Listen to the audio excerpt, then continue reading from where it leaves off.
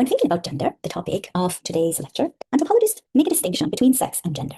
So sex refers to biological characteristics, and what does gender refer to? Gender refers to ideas of masculinities and femininities, ideas about gender itself. Is it binary? How many genders? Okay. And the different roles that girls and boys, men and women have or are thought to have in different societies. It also refers to traits that are usually associated with femininity and masculinity. So basically how femininity and masculinity is constructed, including the behaviors and the ways of relating that are thought to pertain to particular genders. One way that Kenny and Smiley define gender, is local ideas related to the biological facts of sex. And I really like how they stress that it is local ideas, that they vary from place to place, right? The seemingly different sets of actions and behaviors associated with girls and boys, men and women. Another definition of gender that you have read about in the chapter you read for today is the one of Mukhopadhyay and the co-authors. And they define gender as a set of culturally invented expectations. So again, a really beautiful emphasis on, the manufacturing of gender, culturally invented. And also a role one assumes, learns, and performs. So when thinking about gender and these definitions of gender, the first question for us today is, why do we make this distinction between sex and gender? Why bother? And what are its advantages? First of all, thinking about gender help us investigate how it is socially constructed in different cultures and in different contexts, right? The chapter you have read for today makes it very clear. It shows that women do very different things in different societies. In fact, it can even be that women's work in one culture is actually men's work in another.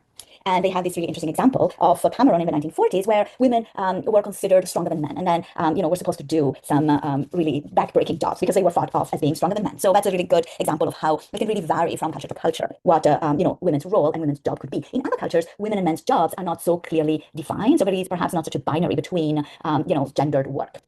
And in some societies, there are very interesting paradoxes about what is supposed to be gendered work or what women and men are supposed to be good at. I am thinking of my home country of Italy and how funny it is that in everyday life, it is usually women who cook and who prepare meal for their families. But then when people think of really exceptional cooks, people that can cook really, really well, very often they cite men and not women as exceptional cooks. So once again, or going back to our question, why do we make this distinction between sex and gender? It is because gender is social. Thinking of gender helps us investigate that how it is socially constructed differently. So that what gender means vary cross-culturally, and also the gender changes across time and within one culture. When thinking about how gender is constructed, how gender is social, another thing to consider is that gender also changes with age and in different stages of life. So masculinity and femininity are social construction that must be really thought about together with other social constructions, including stages of life like adulthood, adolescence, childhood, and old age as well. Now let's go back for a moment to this distinction between sex and gender, because we can actually complicate it a little bit more, or because it is a little bit more complicated than it seems. So if we think of sex as a realm of nature and gender as a realm of culture, this gets us really quickly into the question of what counts as nature and what counts as culture and how they are defined. Because consider this, if we think of sex as in biology and anatomy as consisting of a binary, either male or female, we also want to ask, is this really and entirely true? In fact, many people are born as intersex people, meaning that they have characteristics of both sexes. And Alexandra Kralik, in a post of 2018, tells us of a couple of examples. The woman you see in this picture is a gold medal winner from Poland, and she won gold in a women's 100-meter run in the 1932 Olympic Games. And everybody thought that she was a woman all her life, but upon her death, an autopsy showed that she had intersex traits. Another example discussed by Alexandra Kralik is of Maria Jose Martinez Patiño. She is a Spanish athlete, and in the mid-80s, she lost her medals and all her records. And in fact, she was expelled from the Spanish team and even from her Olympic residence where she was at the time, because a standard test of chromosomes resulted that her chromosomes were not what's considered normal and standard for a woman. The Intersex Society in North America, citing a study by Anne Fausto Sterling, says that 1 in 100 births are babies whose body, and these are their words, differ from standard male and female. They also say that it is very difficult to have good statistics and accurate counts, exactly because intersex is so difficult to define in a society based on a very strict binary between male and female. Another interesting data and information that they share in their website is, and this is a quote from their website, if you ask experts at medical centers how often a child is born so noticeably atypical in terms of genitalia that a specialist in sex differentiation is called in, the number comes out to about 1,500 to 2,000 births. So again, it is very hard to have accurate numbers. But here, what I want you to think about, what is the interesting point for us today, is that intersex individuals and intersex more generally could actually be something that is culturally valued and could help us rethink binary ideals, not of gender, but of sex as well, what we considered natural. But this is not so. According to the Intersex Society of North America, usually babies are operated very early to normalize their sexual functions and appearance. And of course, this grows out of the best intentions, but it is not always clear that this is also in the best interest of the individuals who are born intersex. Moreover, all these examples show us how important it is for our society that there be only two sexes. Going back to sex as simply natural and as a fact of nature, these examples help us think how we actually define, understand, and interpret what nature is through the lenses of culture. That is, through what makes sense to us culturally and according to learned ideas about what constitutes nature. In this case, according to the ideas that there are only two sexes and that they are male and female. So the concept of gender does not only help us understand that masculinity and femininity are social constructions, but it also highlights the social and cultural origins of gender inequality. This is especially important when gender inequality is derived from and legitimized by what Kenny and Smiley call biological determinism. So a very important point here is that in our society, the dominant view is that gender is simply a result or is an extension of biology, so that it is directly related to biology. To say it really simply, we tend to think that whatever your sex is also your gender. And so your gender and gender roles are natural categories. They are given by nature. And this should really remind us of something we talked about before. It should remind us of the idea of blood kinship discussed by Schneider. And this was in your kinship chapter of Kenny and Smiley. And in fact, we could take this quote by Schneider about blood kinship and change it a little bit. We could even substitute gender for kinship and biology for biogenetic relationship. And this quote would still work. We could say, in American cultural conception, gender is defined as biological. This definition says that gender is whatever the biology is. Hence, the real, true, verifiable facts of nature are what the cultural formulation is. It is culturally defined as being an objective fact of nature, of fundamental significance, and capable of having profound effects, and its nature cannot be terminated or changed. What we fail to consider, however, when we think like that, is that this very thinking or belief that sex and biology determine our gender is itself a particular culturally shaped way to understand categories of femininities and masculinity, to understand gender categories.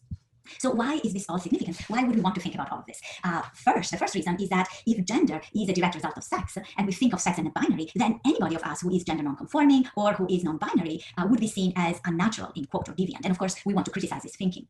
Secondly, as Kenny and Smiley write, biological determinism gives rise of very commonly held ideas, such as women give birth and breastfeed babies, so they are more naturally nurturing.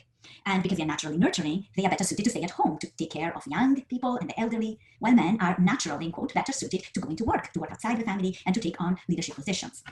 So more generally, it has influenced the common association of women with nature, because they are more preoccupied with and destined to the nurturing of life and to take caretaking roles, and men with culture, because men are not so limited and bound with biology, and thus can take up a more active role in society and the world.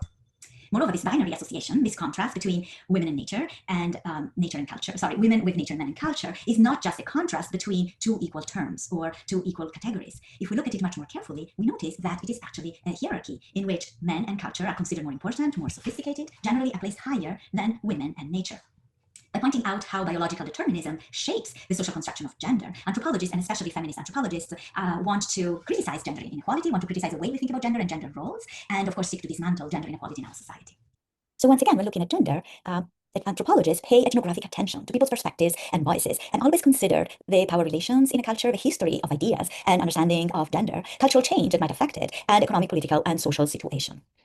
Something that anthropologists have also studied is gender binaries and how they may vary cross-culturally. Mukhopadhyay, in the chapter you've read for today, describes or explains that often we assume that the gender binary is universal, that all cultures divide human beings into two genders and only two genders. However, in several cultures, gender is thought of something as a little bit more flexible, as a bit more fluid, and allowing individuals to change genders throughout their lives, or to create more than two genders from which individuals can choose. So in some societies, the gender binary is not so established, and there is a third gender, or even more than three genders that people can choose from. And here are some examples. An example is the Jiras in India. Jiras are, considered a third gender because they are not women and they are not men either. So these are people who are assigned, usually they are assigned a male or intersex body at birth, but they use feminine pronouns and dress like women. And if they are male-bodied at birth rather than intersex, many Hiras, says Nanda, who studied Hiras in India, undergo surgery to have male genitals removed. That is not always the case, but it is often the case. And Jiras live in communal homes and have particular roles, such as performing at weddings and blessing infants. And although they are supposed to have a special role in societies and are devotees of an incarnation of the Hindu mother goddess, they actually encounter a lot of discrimination and hardship and often live in poverty. But they are an example of a third gender that is neither men nor women. Another example of the third gender is Zanids in Oman, as recounted by Amber Escobar and McCarter. So while women dress in bright colors with patterns and long hair and are usually secluded, and men dress in white, have short hair, and can go out freely, Zanid are in between. They dress in pastel colors, they have medium long hair, and they can go out during the day, but they are secluded at night. So this helps understand how they are a third gender. Once again, they are not women, they are not men, but they are an alternative gender that is in addition to the binary. In Indonesia, the Bugis, according to Amber Escobar and McCartan, have even more than three genders. They have five, and you can see them here. Orowani identified with their assigned gender as men, so they are cisgendered men. Makurai are cisgendered women, and Kalabai and Kalalai are transgendered people. One is a transgendered woman, and the second one is a transgendered man. The fifth gender, however, is a little bit more complicated, and it is a bisu, which can be intersex, but not always. So Bugis in Indonesia, Bisu in Indonesia are thought of as being externally males, but internally females. They are typically shamans and were originally seen as having a special connection to the gods. They also have special roles in ceremonies. So here again is an example of how not all societies divide people into two strict gender binaries, but there are societies with a third gender as well, or in this case, even 5 genders that people can choose from. And another example is two-spirited individuals in many indigenous nations in North America as well, where the two-spirited categories was also and is also a third gender. So to summarize a little bit what we have said so far is that femininities and masculinities, experience of living in a community as a gendered person, gender roles, expectations, and behaviors, and even the very idea of gender, whether it's binary or not binary, vary cross-culturally. And of course, they also vary within one culture and they vary in time. And as anthropologists, understanding gender, the main point is that anthropologists ethnographically want to hear from people how they see gender, how they live gender in everyday life, how gender is performed in different contexts, what are, social inequalities associated with gender binaries, with gender roles, how do they evolve through time, how people resist them, and how gender, including femininities and masculinities, is recognized, valued, and interpreted differently depending on a specific context. A good example of attention to context and to people's lives is also a study by Torreson on being queer in the Philippines. Torreson asked the following question in his fieldwork. He asked, what kind of roles do queer people play in their families, in their household, and in their neighborhood? And how do they construct their identities? What do their lives actually look like? How do they interpret their own lives? And what are some of the barriers, hopes, and challenges that they encounter? So Torreson spoke particularly about Bakla and tomboys' identities. And he writes that Bakla and tomboys' identities, and these are his words from page 495, are two gendered forms of queerness that are indigenous to the Philippines. And these are the definitions that he gives. He says, Bakla are considered male-bodied at birth, but they are recognized by their feminine gender expression. Bakla are defined by their femininity, and traditionally they have formed romantic or sexual relationships with real men, in quotes, but consider it taboo to do so with other Bakla. So Torreson says that Bakla often is translated as gay, but this translation does not account at all, or does not account very well, for the particular characteristics of Bakla. Another categories that he talks about are tomboys. They are considered female-bodied at birth, according to Torreson, and are recognized by their masculine gender expression. And once again, Bakla and tomboys do not translate well into North American categories of LGBTQ+.